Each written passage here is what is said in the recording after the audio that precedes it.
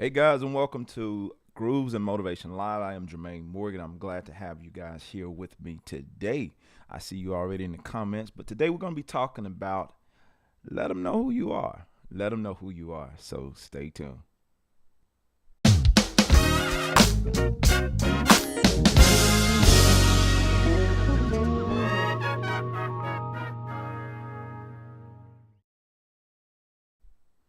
All right, let's jump into this thing this morning. I am again happy to be back talking to you guys, sharing with you all this morning. I pray that everybody had a great weekend, resurrection. That's a tongue twister. Resurrection weekend. I hope everybody had a really, really good one this past week. Sign in. Let me know who you are, where you're watching from. I see you, Jason, Elton Bass. I see you, B.E. Woollock.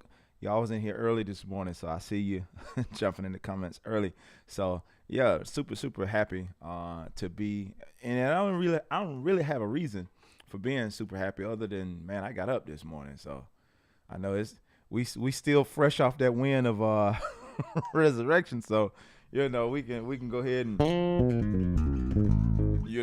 I got up this morning. So that's enough for me to be happy about.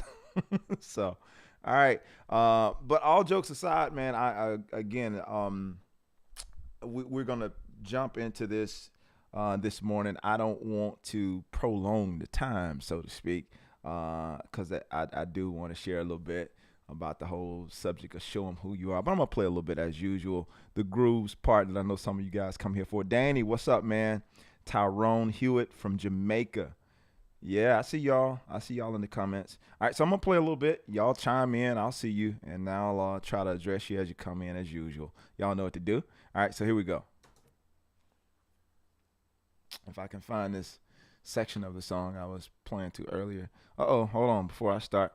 Big Dub is good day, bro, Jermaine, from Fort Worth, Texas, man. Thank you. Thank you for joining in. Big Josh, I see y'all. Okay, y'all chiming in real quick. All right, Big Josh, good morning, man. Maryland is in the building. I guess that's London is in the building. Errol, okay. Errol Campbell, I see you, man. Sean, Zion, Illinois is in the building. Yes, Sean, I recognize you. One of the regulars, if you will. All right, here we go. Here we go.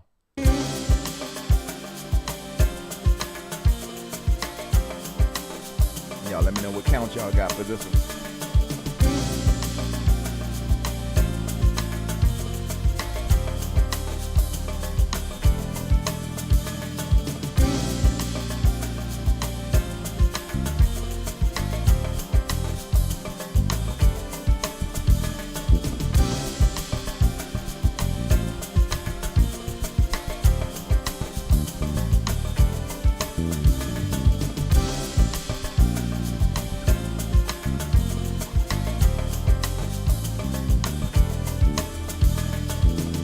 Oh, Shane, I see you. Jamaica. Anthony, what's up, man? Elton says, I'll take this opportunity to ask, how much does a 5-string Fender Player Plus cost? I have no idea, Elton. You have to look that one up. I don't have those prices. Probably somewhere around the $1,000 range, I would imagine.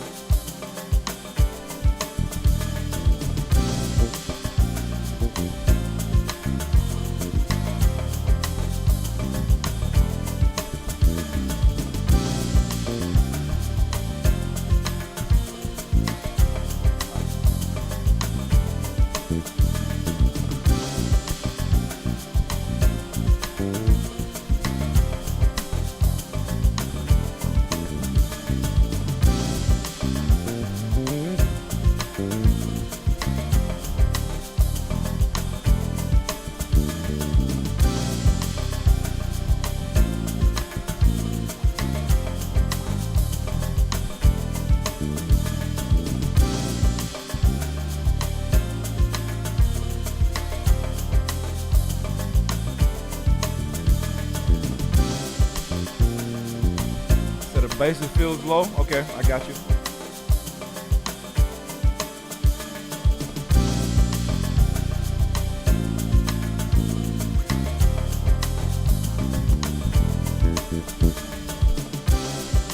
Look at this.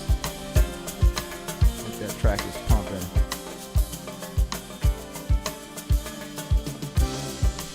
There we go.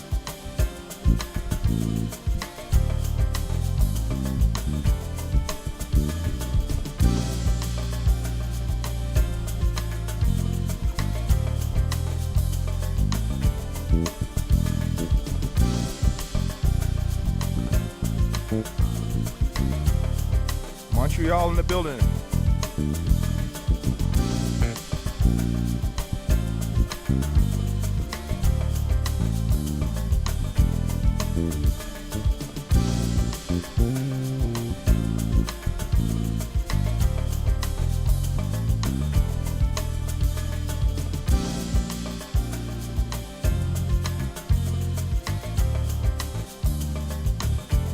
M1 bass, I see you.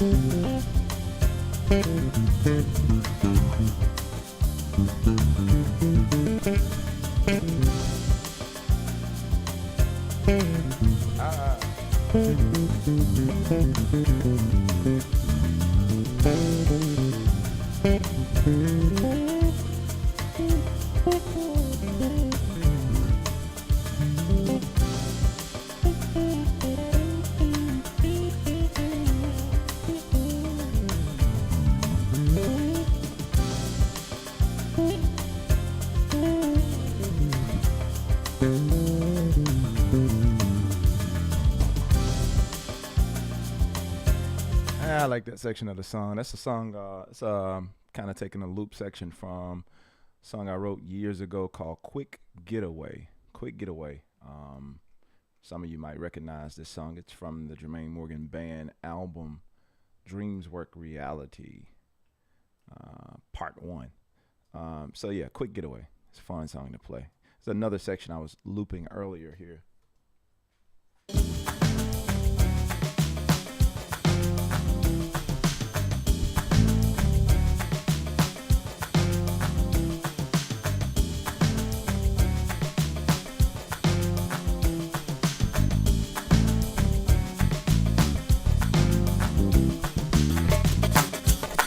Okay, there we go. There we go with that foolishness that happens online. All right, so let me see a few of these comments. Privilege and thank you for the inspiration and pushing and motivation. Absolutely, Anthony. Thank you, man, for chiming in. T. Davis, I see you. Good morning, Jermaine. Sounding great as always. God bless. I appreciate y'all, man. I really do. I really do. I don't take it lightly. Wish I was at home today. I'd be on the drums for this one. It's a fun song to play. It's a really, really fun song to play. There's a solo section that happens, actual bass solo section that happens here. If I can find it. Let's see here.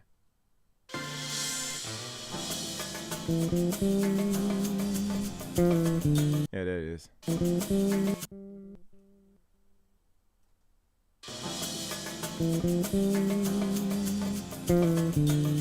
me mute my solo.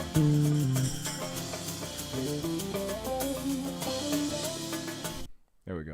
All right, so let's loop that section there and play around with that. It's just always fun to find these songs that I've written and play around and just see what other type of ideas come out of them. That's how a lot of these little remixes be happening. This little thing that I'm doing right now. Jason, what's up, man? South Africa. Scarabi says, yo, Morgan, what's up? Greetings from Paris.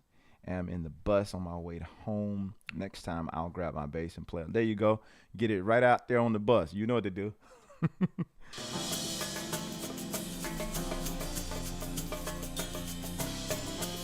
All right.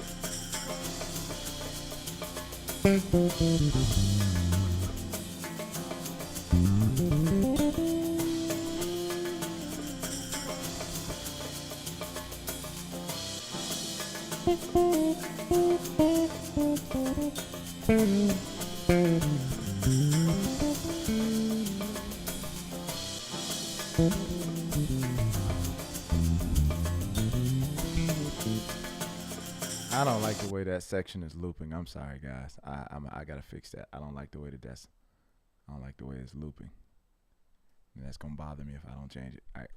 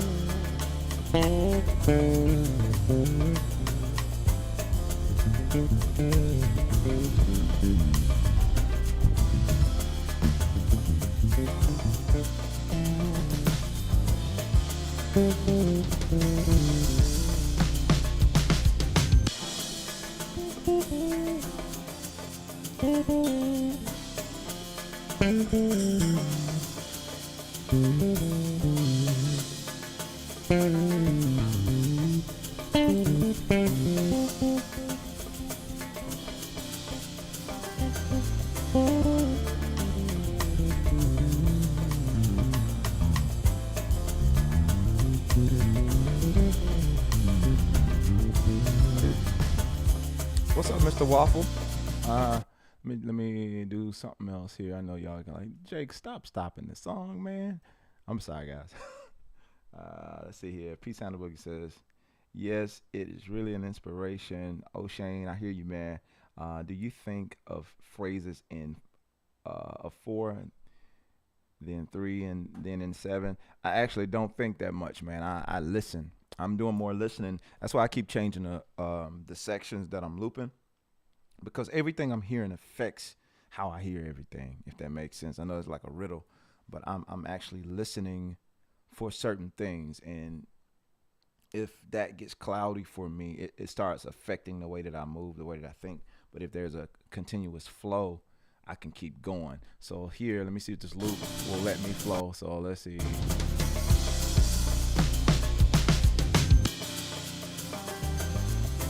Bam, there it is. So let's see if we can get a continuous loop happening here.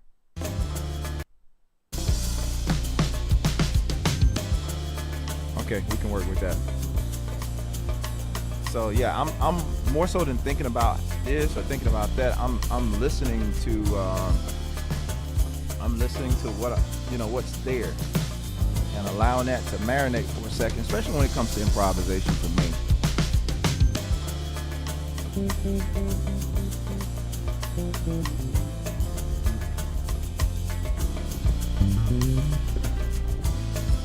So right there, I want to loop that section because there's something happening right there in that little bit.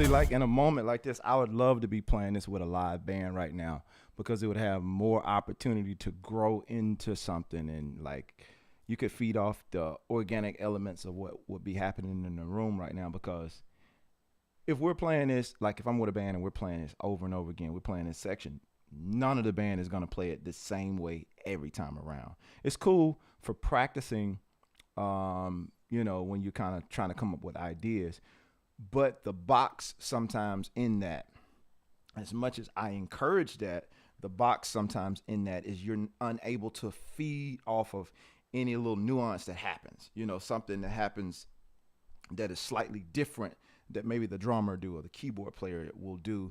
They'll do something, they'll throw something in there different, and what that'll do, back to my point where I was saying I'm listening to everything that's happening, it'll suggest something else to you. And when you hear that something else, it's like, oh, I wasn't thinking about that before. And so now that's the magic, or for lack of better words, magic that happens in a room when everybody is there and you're playing all this stuff together and you're literally feeding off of what's happening there, just kind of being sensitive to what's happening.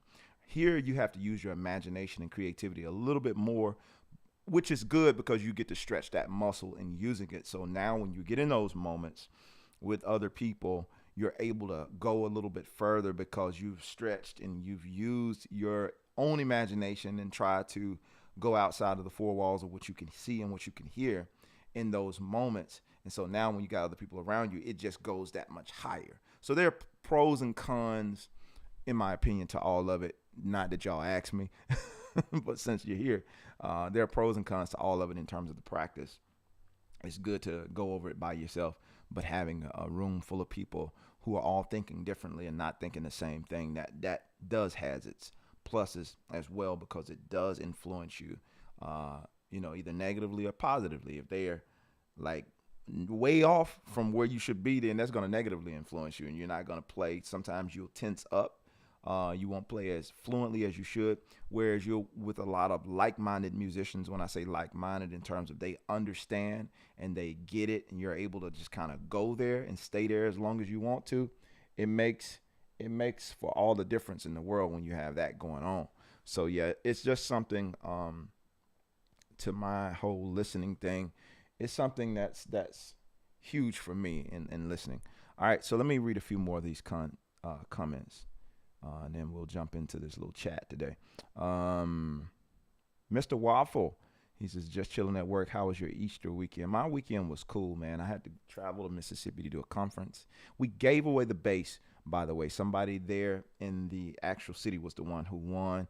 We didn't try to choose somebody who was local or something like that. That's just how it ended up happening. A young lady who was there in the near the surrounding area, who was actually present at the event, actually won the bass. And so thank you to everybody who participated in the raffle. It definitely went to a good cause. And I was excited and I was happy to be able to give this bass for a great cause. So thank you for everybody who participated in that. Do you think, I think I read that one already. I see you brought the 6-string. Sounds beautiful. I have a PV USA custom shop series. That's also a 6. Cool, man. Good deal. I heard a lot of good stuff about those basses. I can't remember if I played one or not, but I've heard a lot of good things about those basses over the years. That bass has been around for a while. Hi, sir. Greetings from Burundi. I love how you use the licks in a track. Cool, man. Thank you. Appreciate that. Douglas, what's up, man? Andre, good morning, bro. It's Tuesday. Classes in session. Listen, man, I'm going to share the little bit that I have to share. So the thought for today is, lest I forget, let me scroll up. Show them who you really are. Show them who you really are. And y'all know me, I like to always kind of set stuff up with a story. I struggled when it came to this artistry thing. I really, really struggled with trying to figure out where my music would fit. I was hearing the jazz fusion stuff. I was hearing the straight ahead jazz. I knew I wasn't that. I heard, I grew up on gospel. I grew up in the church playing church music all my life. So I grew up, with gospel quartet mainly. Early on, there was a lot of gospel quartet, gospel choir music, a lot of traditional gospel. And the songs that I was writing at 15 and 16 years old when I started writing songs and that type of thing, I noticed my songs didn't really sound like the stuff I was hearing, in terms of the gospel stuff. Even when I was writing exclusively, gospel songs with lyrics, I noticed my songs never really sounded like everybody else gospel songs, and it really kind of bothered me for a long time. And I really struggled with that in my early years of learning how to write and create music. Now, instrumentals, I really didn't care as much. I think I didn't really have a mold, so to speak, to go by. I was just creating what I heard in my head. I was playing keys and playing guitar, and I was hearing all this crazy music, and I would just create it. And I didn't have any ambition in terms of, I wasn't trying to get this for, what's up, Cedric? I wasn't trying to get this placed for anybody. I wasn't trying to get this on this person. I wasn't trying to get it on the radio, any of those types of things. And Glade, I see you saying you have a question, and I'll try to get back to that. So you could drop your question, but I can't guarantee my answer right away. But you know what I'm saying? I'm creating all of this music, and I didn't necessarily have an ambition for, oh, I'm going to do this with it. I'm going to do that with it. Now, I will say this. Fun fact. I had a group, a singing group called Jermaine Morgan and Divine Destiny in my early 20s. I started my own band. We did a few things here and there, and the music was pretty cool. What we ended up doing, we were performing like another fun fact is I released an EP in college, like 2005. Please don't go find that. It's not on iTunes, anything. So if you didn't buy a hard copy from me back in the day, you don't have it. So thank the Lord. So I put out a little EP where I wrote some songs. And again, those songs didn't sound like anything I was hearing on the radio. It didn't sound gospel-y.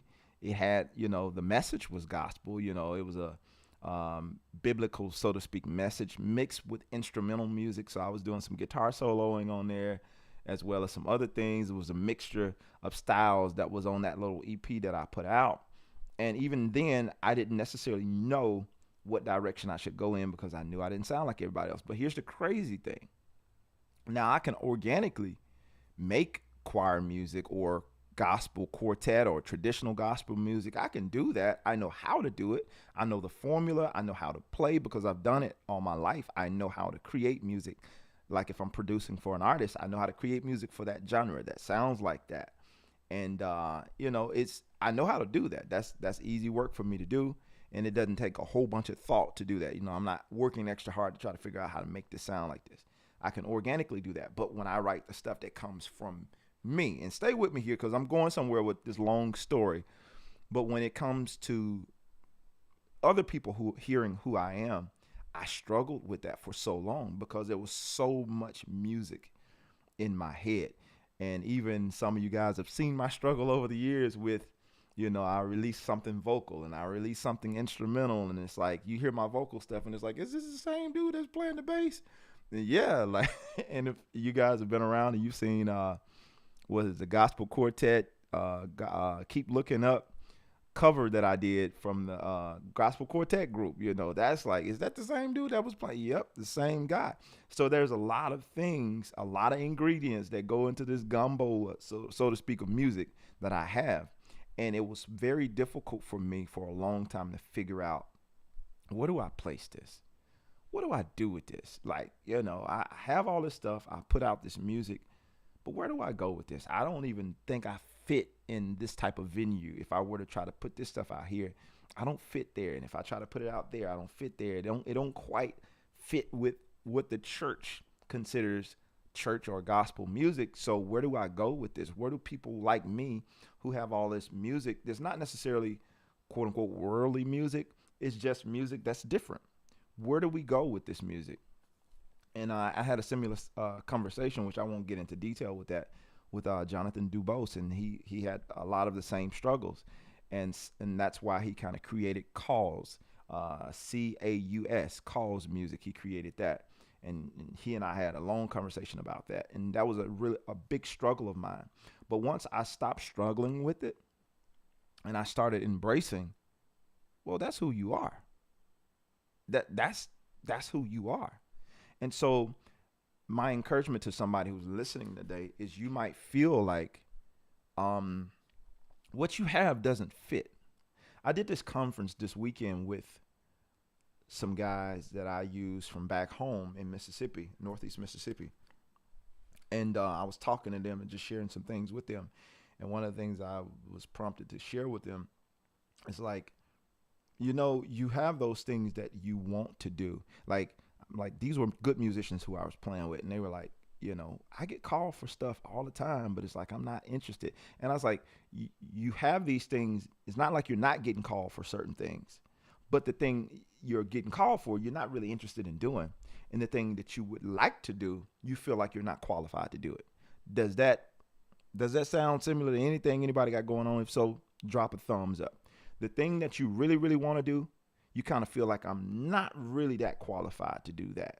Or maybe they won't give me a shot to do that. Or maybe I don't have a space. There's no space available for me to do this thing. You know what I'm saying? Even if I did have the opportunity, there's no space. There's no space for me to do it. Well, my challenge to you today, if there is no space, then create one. Simple enough, right? Create a space if there seems to be no space for you there. I heard something. I posted it, and I know I'm jumping all over the place, but y'all know what it is. I heard something so profound this morning. I was listening to a sermon, and I had to write it down because it was so good. But it says, if God gives you a vision, he is not giving you an idea. He's giving you instruction. This was by Bishop Wayne Malcolm. I was listening to him this morning, and I was like, man, I got to write that down. That's good. I posted it. If you follow me on Facebook, you saw that.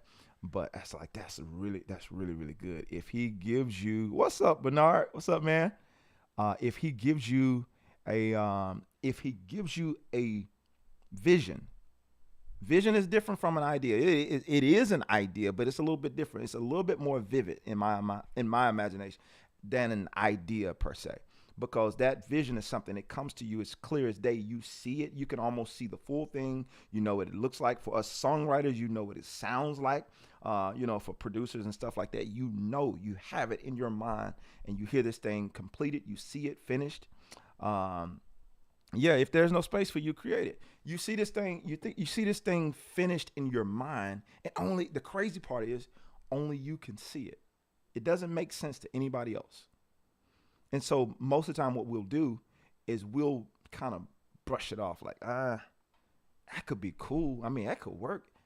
And then what the other thing we'll do, we'll try to call somebody or reach out to somebody that we respect to see what they think about it, to just make sure, what you think about this, man? I had this. We'll call it out. We'll dumb it down and call it an idea. What you think about this?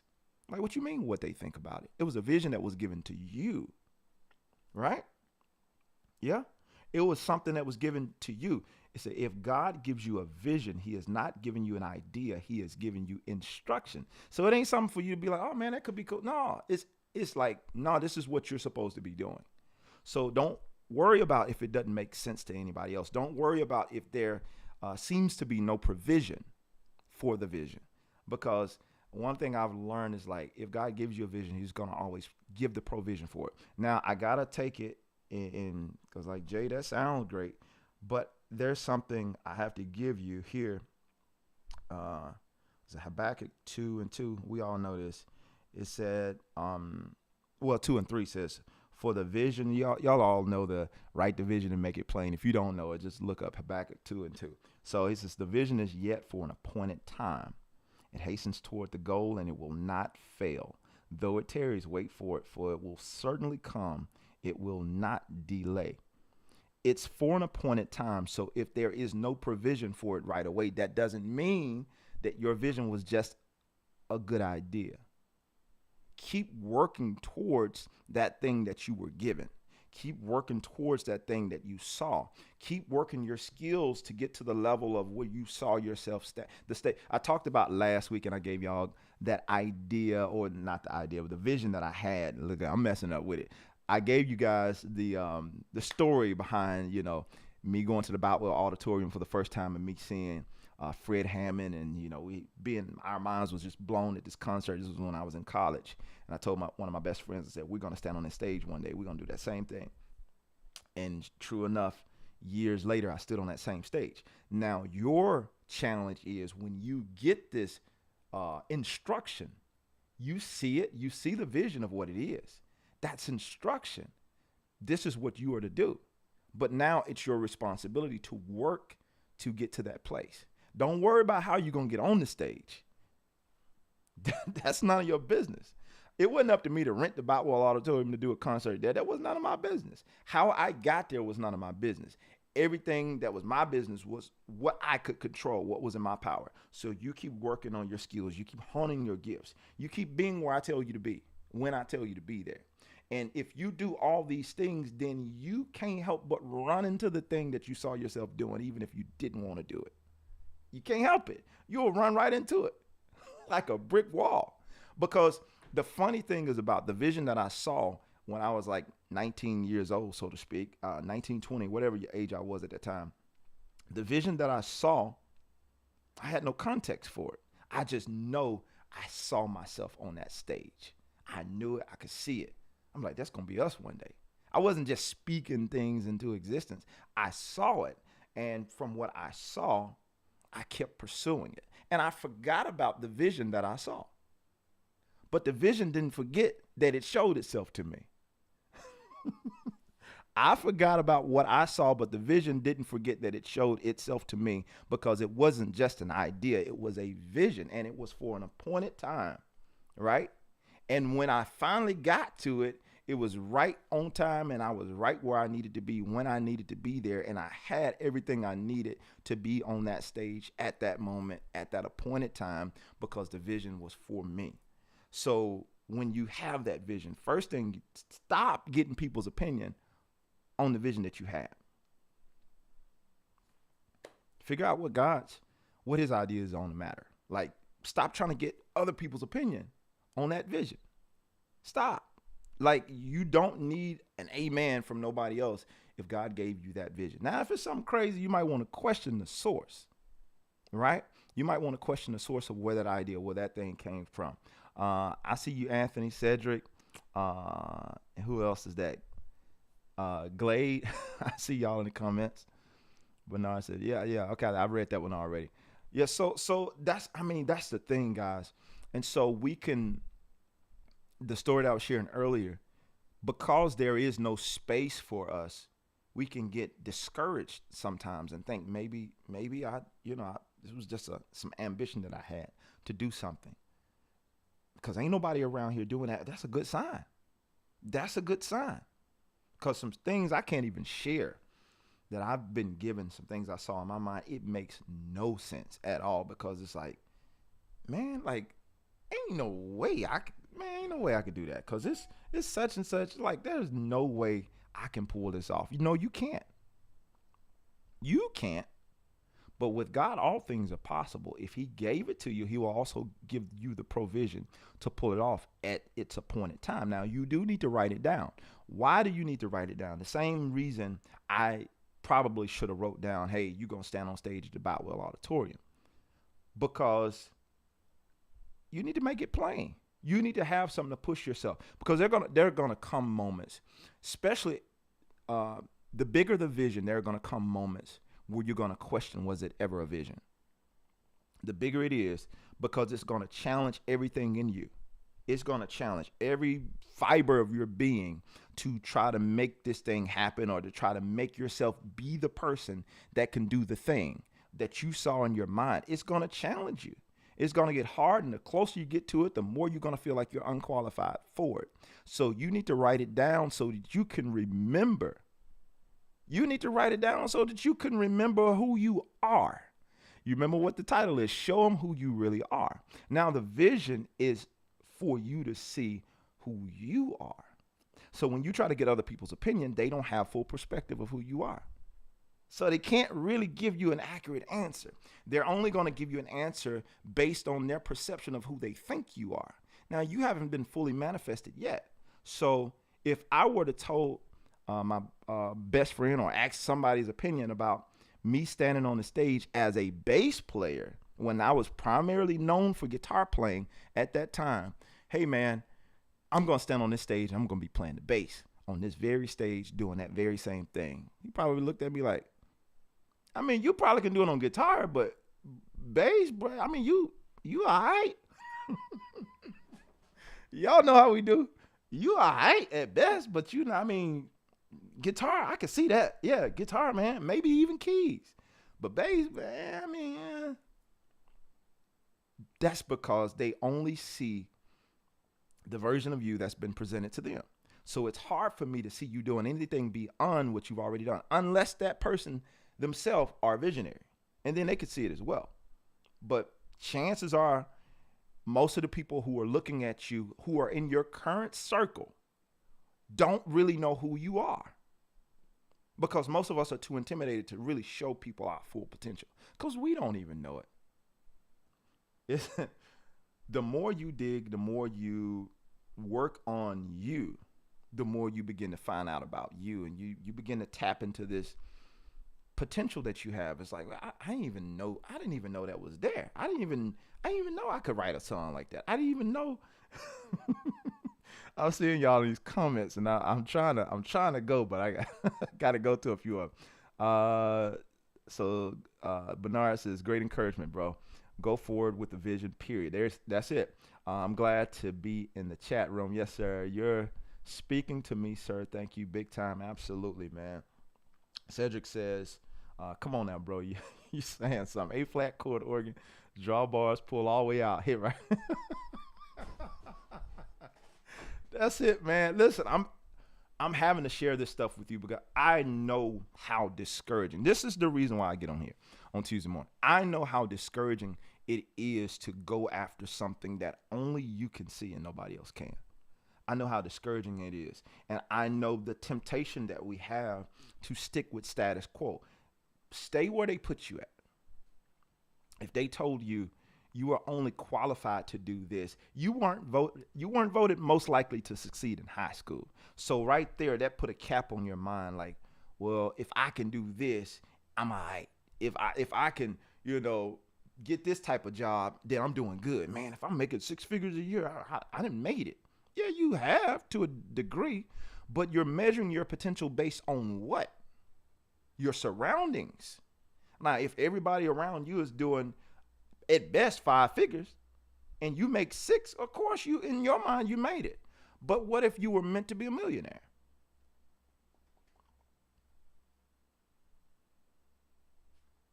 I'm just saying.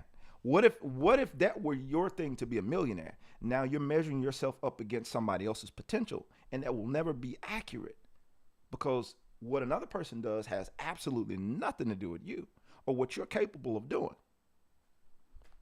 It has absolutely nothing to do with you, and only you can tap into what that full potential is for you. And it comes from like that vision. Oftentimes, I will say this.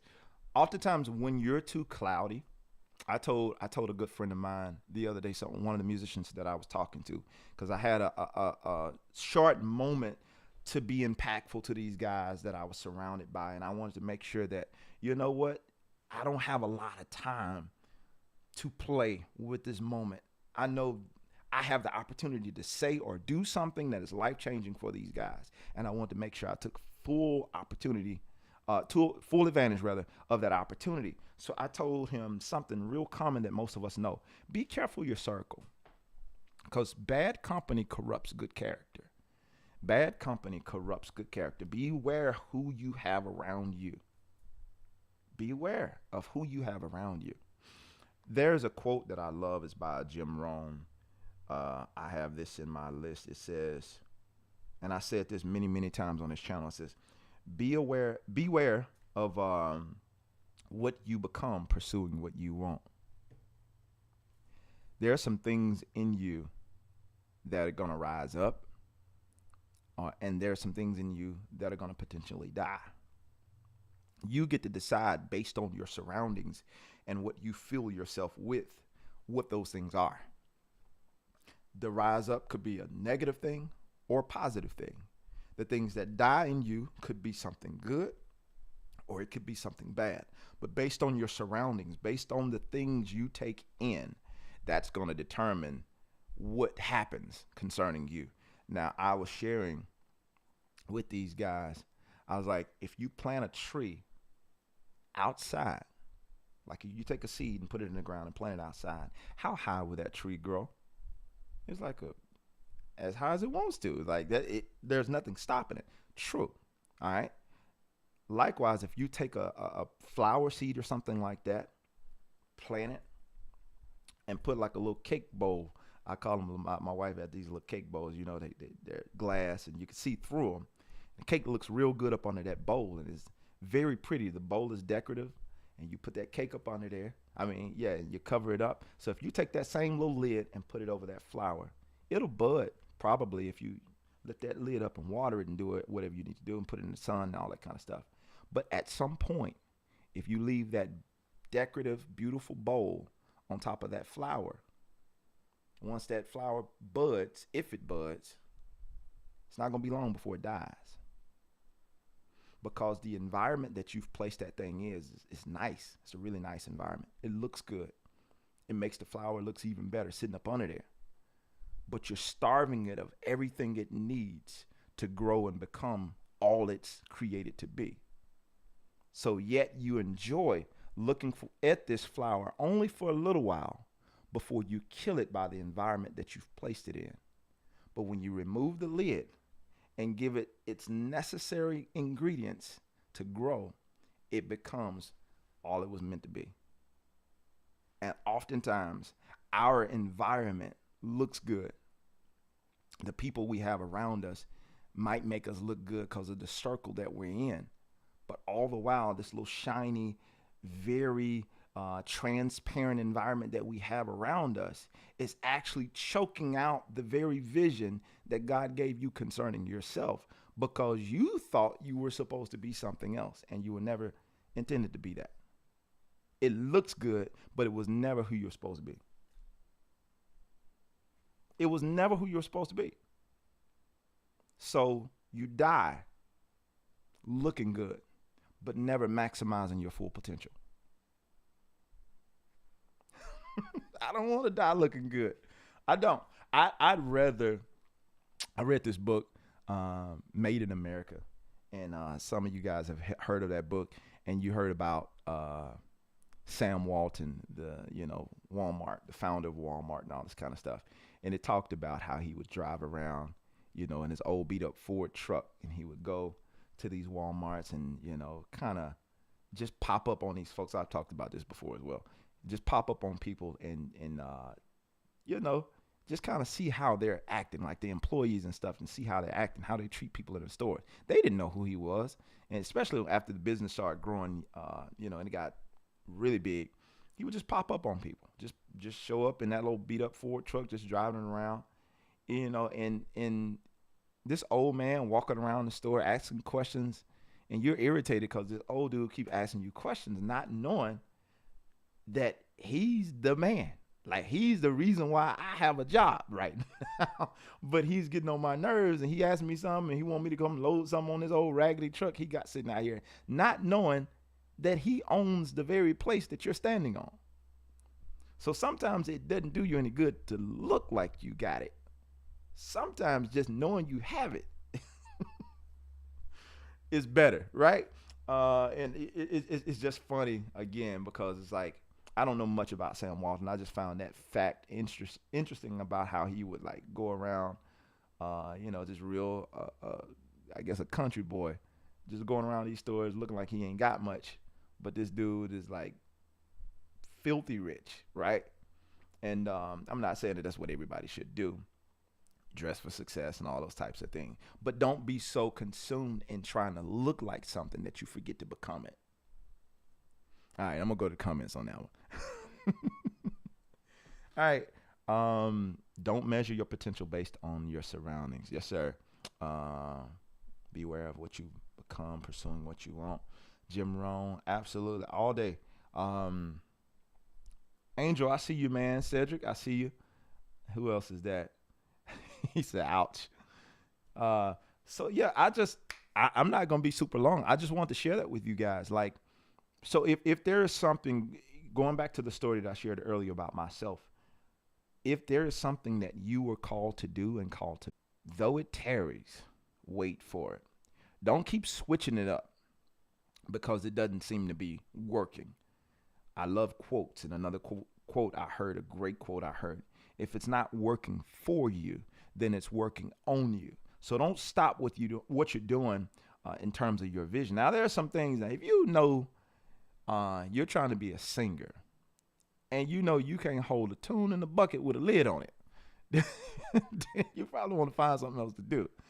But if you know that you have a gifting to do a certain thing, and just because you keep facing pushback every time you try to get this thing off of the ground, that is not an indicator of, maybe, well, you know what we do? Maybe I shouldn't be doing this. Maybe that's a sign that I shouldn't be doing. A sign from who? A sign from who? In this life, you will have trouble. You will have tribulation. Like, who is it a sign from that you shouldn't be doing this? Opposition is challenging your will to do the thing that you said you wanted to do, right? Because when you face that opposition, it creates something in you. It refines something in you that makes you push harder, that makes you go harder, that makes you keep refining that thing. You refine and you refine and you refine and you refine. And one day you look up and it's like, wait a minute, bro, I was way back. Yeah, you were, past tense, but now you're here. But oftentimes it's hard to see the full picture when you got your face this close to it, right? Sometimes you got to back up and look around and look. Ty Tribbett says, look where he's brought you from. He brought you from a mighty long way. That's an old song, but they did a little flip on it by here about 20 years ago. You got to look from where you came from. Like, look around, look and see what you've come from. Because perspective, what do they say? Hindsight is 20/20. When you look around at what you used to be, what you used to think, the things you used to say, the opinions you used to entertain, all these different things, and you see your growth, you're like, wait a minute, I'm not in the same place. I definitely didn't see this guy 20 years ago. Lo and behold, here he is. So you can't always assume based on where you currently are, okay, this is where I'm headed. You could be, could not be. This is just my opinion. It's a shout right there. When the student is ready, the teacher appears. There it is. There it is. So you'll find the things that you need in your journey as you're on your journey, trying to pursue what it is, that vision that you've had. Like, you will find the resources and the things along the way. I had to learn this, and this might not be for everybody, but I had to learn this. Going back to the thing about provision and the thing that you saw, when you realize that you are not the source, that God is the source, man, it changes everything. It literally changes everything, because now my dependency is not on me. I have the verse of the day for y'all that read the YouVersion Bible. The verse of the day, it was interesting to me. That it says, Jesus said to them, I am the bread of life. He who comes to me will not hunger, and he who believes in me will never thirst. I know that's talking about salvation in a sense, but it's also talking about him being everything. Like, you look to him as your source for everything, meaning provision for this vision that you've given me, because I understand that this is too big. This is too big for me. I can't make this happen on my own. Yeah, but I can. I'm the one who speaks into the ear of man and give you favor with him. People that you didn't even know. You know, I've been places in my life, glory be to God, that I knew I couldn't have got myself there because I didn't have enough clout. But lo and behold, I knew somebody who I found favor with. And because of that, I ended up in places. I ended up doing things. I ended up having, real wins in my career because of the favor. And it wasn't because of me, right? Man, you're a good dude. Yeah, I am today, but I could mess up tomorrow. It's not all on me. You have to realize it's not all on you. You can't do it by yourself. You're not that smart. You're smart, but you ain't that smart to pull all of this off. But you can't align all of the things that need to happen to make you be that thing you're trying. You can't do that on your own. If you could, everybody would be there already. So when we understand that we can't, now you can force it. You can force it to happen by just, grind and grit and all that kind of stuff. But only what comes from God will last. You can go debate it. Y'all can go and argue in the comments as far as I'm concerned.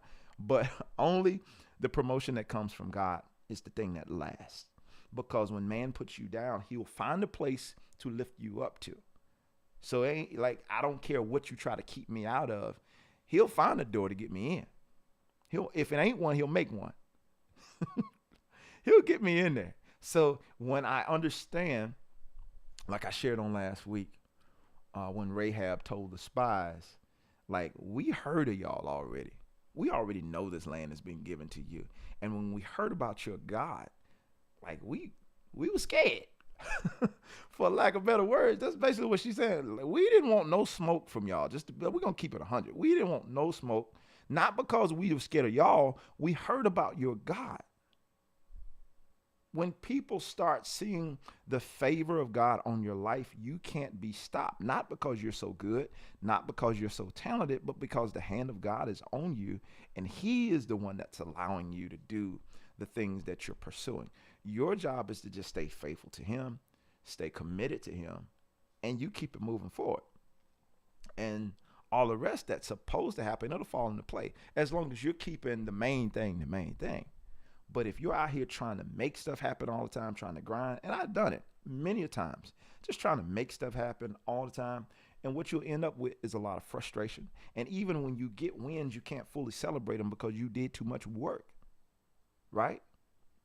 It says the blessings of God makes one rich and add no sorrow with it. And it's like, you know what? I'd rather let him do his thing because I don't want to end up feeling bad after this. Even though I got here, I feel like I schemed, or I did this, I did that to make it happen. I'd rather let him do it and let him be the one who, elevates me in his own time. He's the one who raises one up and sets another down. I can't do that. So, I can work on my skills and become the coldest. I don't even know if that's possible. Becoming the coldest bass player in the world. Like, whatever. When God is ready for you to be lifted up, he'll lift you. And when he's ready for you to sit down, he'll sit you down. It's that simple. So I figured out my best bet is let me focus on what I'm supposed to be doing and making sure that I'm staying consistent to that. And when he's ready, in due time, he'll exalt me if I humble myself. So when you're showing them who you really are, it's not so much so you can flaunt in everybody's face. I'm this, I'm that. In essence, it's being consistent to who you were called to be. Be consistent. Be consistent in who you were called to be. Because in that, you'll show them who you really are. Because time reveals all things. And consistency over time, it can easily be traced back. Like, wait a minute. Because when you do hit it, people are able to go back and like, wait a minute. My guy was doing this 2022, 2021, 2020, 2019, 2018. He's been at this for a while. Yeah. Consistently. So what looks like an overnight success or overnight sensation, they're able to go back and trace it and see, no, my man been at this for a while. He's been on this for a long time. And so that consistency cannot be removed. It cannot be discounted. You can't get rid of it. Right? Even if people want to and want to say, man, the only reason you do this, the only reason no, check the books. Check the film, because you could see the consistency there. Not because I'm doing it for you or for y'all to say something, but I'm going to give you one last verse, and I'm going to hush. I'm going to give you one last verse. This is one that I love to share. But This one right here, Colossians 3:23. Whatever you do, what whatever you do, whatever you find yourself doing, it says, do your work heartily as for the Lord rather than for man. So it ain't like I'm trying to show you who I am so you can respect me. No, I'm trying to stay consistent to who I am, whether you respect me or not. But in the process, you're going to see who I really am. And so if there's music inside of me that I got to put out, well, it don't matter if you don't like it. This is what's been put inside of me. This is the vision that I've been given. And what did I say years ago? It's like another quote I have. It's your responsibility to make the food. It ain't your responsibility to force feed the people. You make the food, and the ones who are hungry will come and eat. So don't worry about if anybody wants what you do. You concern yourself with creating it, making it, doing it. Don't worry about the people. In business terms, that's for your marketing team to find. Ain't none of your business. You're in production. Right? So you do what you're supposed to do, and the people who are supposed to benefit from what you do will show up. I'm going to stop there. I appreciate y'all, man. I really do, for hanging out with me today. I seen some people I ain't seen in a minute. Good to see y'all. And I appreciate y'all off. I seen some new faces on the chat as well. And thank you. Good morning. I guess it's afternoon now for me. What's up, Eddie? And productive, proactive, produce. There it is.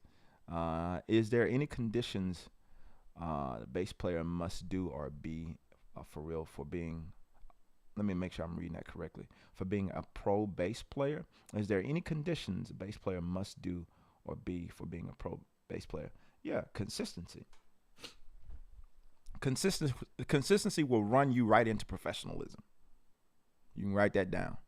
Consistency will run you right into professionalism, because when you do it over and over and over and over and over and over and over and over, what is a professional?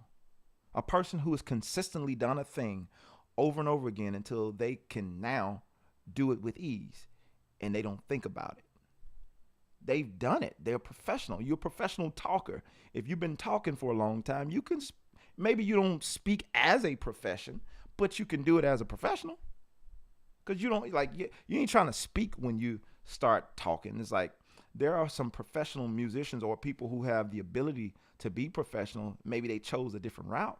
But if you've been working on this thing for years and for years and years, being consistent, keeping your word, doing what you're supposed to do, learning your music when you're supposed to learn your music, showing up on time when you're supposed to show up on time, answering your phone when you're supposed to answer your phone, following up with people when you're supposed to follow up with people, doing all these things. Because there are some people who are in professional positions who don't act like professionals.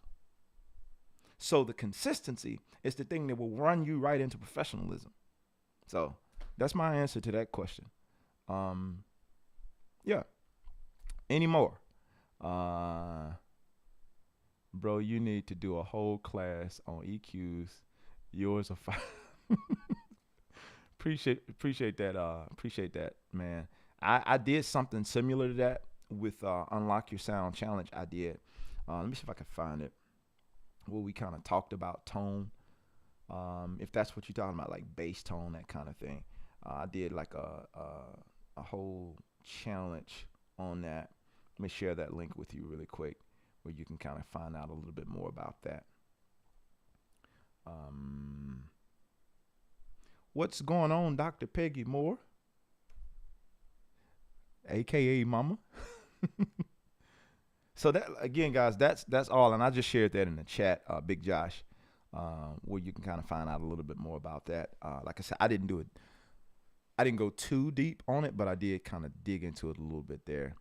Glade, a big thank you, sir. Absolutely, man. Thank you for chiming in. I hope this has been super helpful for you guys. If it has been, be sure to give this a thumbs up. And also, before I jump off of here, I'm thrilled. Last week, we launched something called Hymns and Spiritual Songs. We launched it it's been a week ago today. And the response, I've been blown away by the response of this. So if you're struggling with learning and playing hymns on bass, I created something for you. This starts out with 6 songs.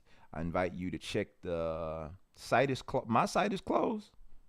Oh, you talking about that link I just sent? I gotta check that out. I don't know what that's about. It shouldn't be closed, and I'll put that in the chat after this video. Let me, when I get some time, I'll go back and check and see what's happening with that, because that definitely shouldn't be closed. But I'll put this link to this instructional if you're trying to learn how to play hymns and that type of thing. Give me a second, Josh. Let me find a link here. That's throwing me off. You said that's closed. That's throwing me off here. Let me see here. I could have did something wrong with this link. Let me make sure it ain't me. Give me a second here. And again, I appreciate you guys for chiming in with me today. It means more than you know. You're right, Josh. It got to be something with the link. Give me just a second. Y'all pray my strength in the Lord while I while I find this link, because this is the one that's not working right now. Let me figure out what's happening here. Give me just a second with that link, because I know we should be solid.